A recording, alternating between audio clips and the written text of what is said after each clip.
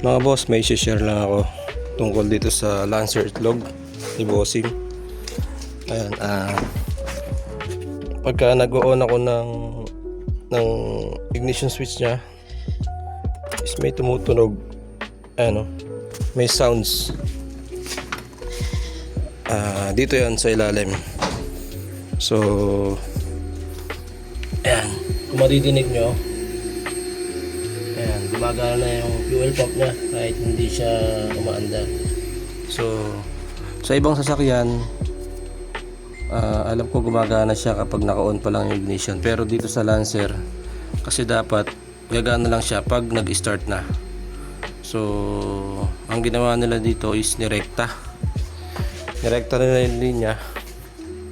So kapag nag-on ng ignition, gumagana na yung pump nya, tumuturit na yung gasolina mula tangke papunta dun sa injector. So ito, may nakita tayo dito,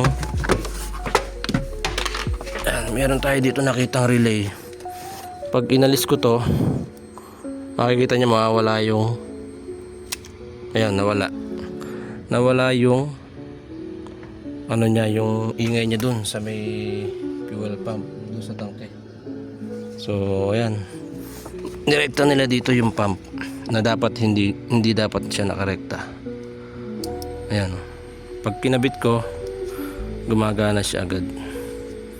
So ito, babalik lang natin to sa dati para umayos yung andar ng sasakyan niya. So ayan mga boss, tinanggal natin yung relay. Ito yung relay niya. Ayan. Ito, dinugtong lang ulit natin yung pinutol nilang wire. Ito kasing wire na to na black and blue na wire, para sa ano to linya siya ng fuel pump. Papunta ito dun sa tangke likod. So ito, putol din to, dinugtong na lang din natin. Ayan.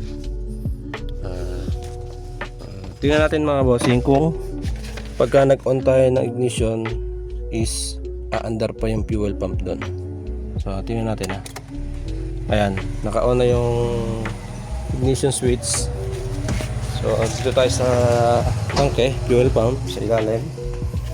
Ayan. So ayan, madidinig nyo, wala na siyang umaandar na fuel pump. Hindi na siya tumutunog. Ibig sabihin,